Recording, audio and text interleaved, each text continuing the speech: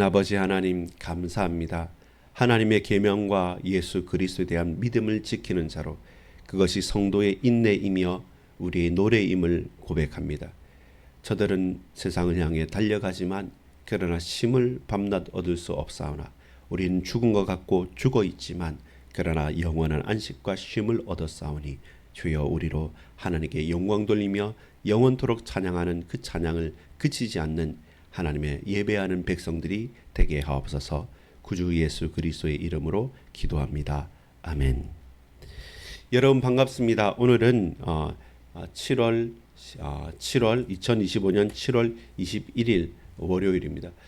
벌써 7월입니다. 했는데 벌써 7월이 다 가는 것 같습니다. 이번 주간 또 성경학교를 하고 또 나면 금방 또 7월이 마무리하는 것 같고, 그 전에 너무 더웠기 때문에 이제 여름이 끝나나 싶은데 어제가 초복이었습니다. 여름의 시작이라고 하는데 너무 덥기도 하고 여러 집중호우나 피해도 많습니다. 하나님께서 전 늘 생각하는 게 그래요. 올해 주제처럼 하나님의 지키심. 하나님이 지키시는 가운데 교회와 가정과 현장을 세우셔야죠. 그리스도께서. 그리고 또한 내 현장을 지키시지 않습니까? 그 가운데 핵심은 뭐겠습니까?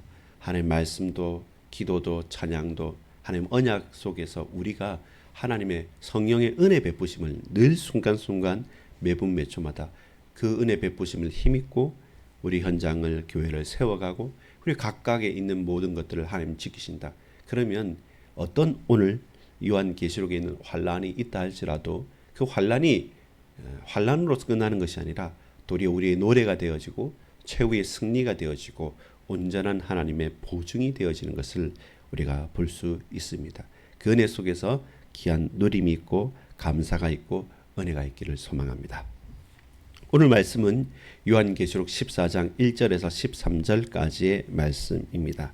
요한계시록 14장 1절에서 13절까지의 말씀을 우리가 먼저 봤습니다. 읽어봤습니다. 뭘 볼 수가 있고 무엇을 알 수 있습니까? 서론적인 부분으로 전체가 어떤 가운데 있냐면 새 노래를 부르는 성도들에게서 있습니다. 아니 힘든데 무슨 노래를 부릅니까? 라고 질문할 수 있습니다. 그렇습니다. 신음소리조차 나오지 않는 힘든 현장에 속해 있습니다. 우린 또 그렇지 않습니까? 우리도 한시름 돌릴까 싶으면 또 다른 문제와 또 다른 환란이 우리 현장에 다가오고, 성공하는 사람 성공한 대로 또 다른 도전 미션들이 다가오기도 하고, 여하튼 잘난 사람이든 못난 사람이든 세상을 살아간다는 자체가 쉽지 않은 때인 것은 분명합니다. 근데 그때 그렇다고 해서 늘 찌들어 있어서 인상을 구기고 또 우리가 원망만 하고 다른 사람을 저주하고 스스로를 한탄하면서만 살아가야 할까요? 그렇지는 않습니다. 새 노래로 여호와 하나님을 찬양합시다. 왜냐하면 이 노래를 배울 자가 능히 하나님의 택함을 받은 당신의 백성들밖에 없습니다. 우리 한번 3절 하반절에 읽어보면 이렇습니다. 그들이 보좌 앞과 내 생물과 장로들 앞에서, 이 증인들 앞에라는 겁니다. 증인들 앞에서 누가 부릅니까? 새 노래를 부르니 땅에서 속량함을 받은 14만 4천 밖에는 능히 이 노래를 배울 자가 없더라. 속량함을 받으면 이 땅에 소망이 없는데 이 땅에서 예수의 십자가와 부활로 말미암아 구원을 받은 이스라엘의 12지파와 그리고 이 땅의 12사도가 기둥과 턱가 되어지고 그 가운데 수많은 천의 사람들, 그래서 12 곱하기 12 곱하기 1000해서 상징적인 숫자지 14만 4천 물리적인 숫자가 아닙니다. 하나하나 세는 것이 아니라 구약과 신약과 지금 이 모든 속량받은 많은 많다는 그 숫자를 합하여 하나님의 택감 받은 백성들, 그 하나님의 백성들, 그들을 하나님 구원하신다는 겁니다. 그들만 보세요. 능히 이 노래를 배울 자가 없더라. 이 노래가 들려지지도 않고 이 노래를 부를 수도 없고 이 노래를 누릴 수도 없는 세상에 많은 사람들이 많은데, 근데 그 가운데 저와 여러분이 노래를 부를 수 있는 자로 부름을 받았다는 겁니다. 어떤 노래입니까? 헛노래가 아니라 새 노래로. 어떤 환란이 있고 어떤 고통이 있지만 그것이 문제되지 않는 새 노래로 여호와 하나님께 영광을 올릴 수 있는 것입니다. 여러분, 이 땅에서 우리 전도도 하고 이 땅에서 열심히 살지도 않습니까? 그러나 천국 가면 전도할 필요 있습니까? 천국 가서 할 수 있는 것은 하나님께 찬양하는 것입니다. 그래서 지금부터 찬양하는 것입니다. 이 땅에서나 하늘에서나 우리 주님만을 찬양하는 것, 그 새 노래로 찬양할 수 있는 것이 누구의 특징이냐, 특권이냐? 구원받은 송양함을 입은 우리의 특권입니다. 그 특권을 누리는 것입니다. 제 물컵이 있습니다. 목이 마르면 마시겠죠. 근데 여러분, 물컵에 물이 있음에도 불구하고 목이 마른데 들고만 있으면 뭐 하겠습니까? 우리는 새 노래를 부를 수 있는 자격이 됐기 때문에 항상 그 새 노래를 부르는 겁니다.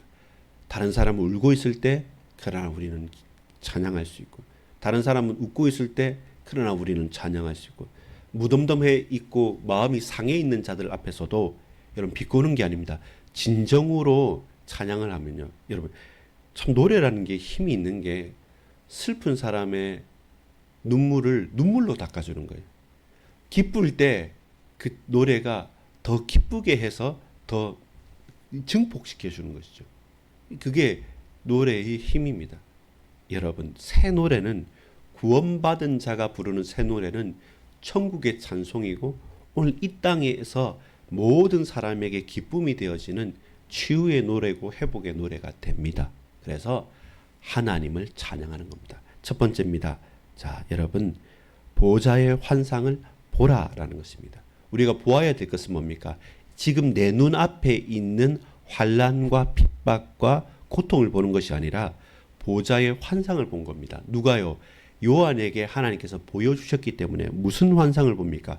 어린 양과 14만 4천의 찬양을 봤습니다. 우리가 집중해야 될 것이 그것입니다. 우리를 구원하신 어린 양 예수 그리스도를 보십시오. 아니, 눈에 보이지 않는데요. 맞습니다. 눈으로 보는 것이 아니라 영안을 열고 하나님께서 지금 이 땅에도, 이 문제 속에서도, 저 만남 속에서도 어린 양의 보혈과 그리고 14만 4천의 찬양을 보면 나 혼자만 남은 것 같고 두렵잖아요. 양 사방에서 둘러싸서 나를 공격하는 것 같잖아요.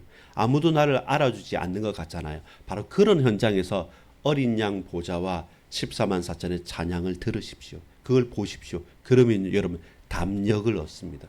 믿음의 용기를 가지고 사람들 앞에 둘러싸인 나 혼자인 것 같지만 아니에요. 내 배후에는 어린 양과 14만 4천의 찬양 소리가 있는 겁니다. 그럼 당당할 수가 있고 겸손할 수가 있고 힘이 있을 수가 있고 낙심하지 아니할 수가 있습니다.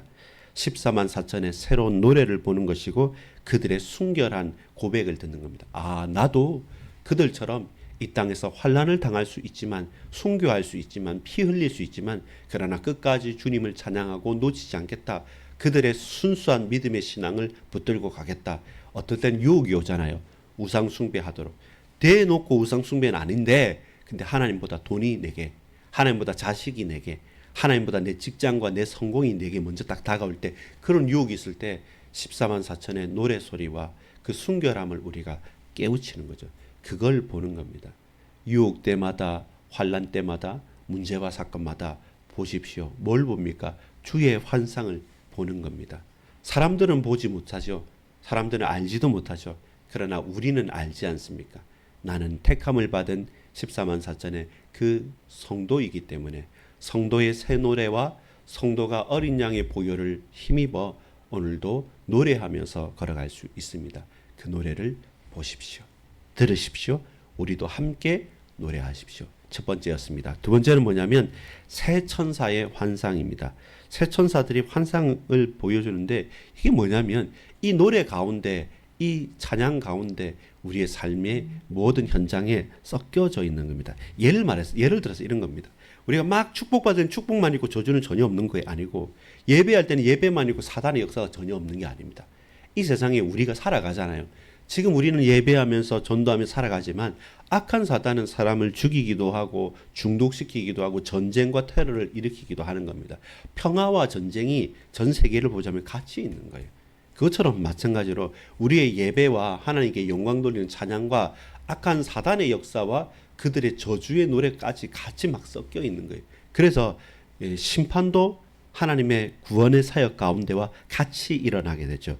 새 천사의 심판이 나타납니다. 또한 이 환상 가운데 첫 번째 게 뭐냐면 6절 7절 보면 첫 번째 천사가 말합니다. 이르되 7절에 보면 그가 큰 음성으로 이르되 하나님을 두려워하며 그에게 영광을 돌리라.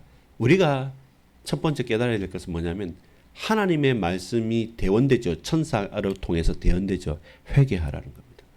돌이키라는 것입니다.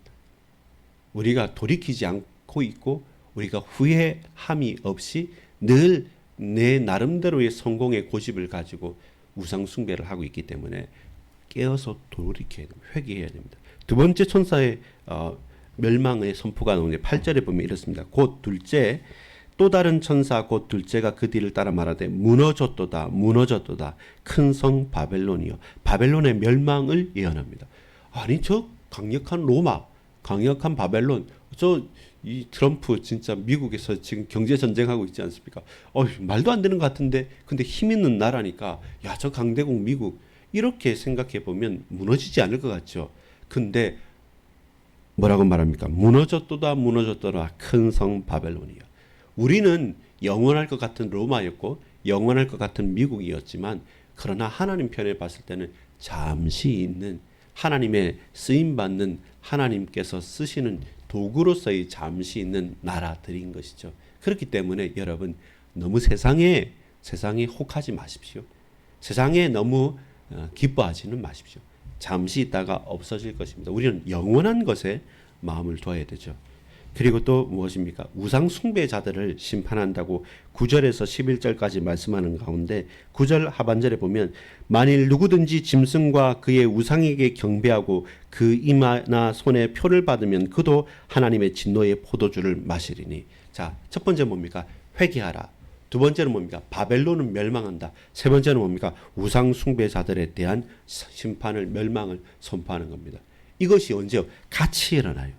우리가 노래 부르는 그 순간에 회개의 선포도 들어가고 그들의 멸망과 저주와 환난 가운데서 우린 그럼에도 불구하고 또 새 노래를 찬양하고 막 이래 섞여 있는 겁니다. 그래서 복잡한 거예요. 아니 하나님 역사하는데 왜 저기에는 저런 참사가 일어나고 왜 사람들이 죽고 이런 환난을 당하고 왜 전쟁은 계속됩니까? 난 정말 은혜 받는 것 맞는데 또 하나님 내게는 왜 이런 고통이 있는데 왜 저 사람들은 너무 기쁘게 찬양합니까? 막 섞여 있는 거예요.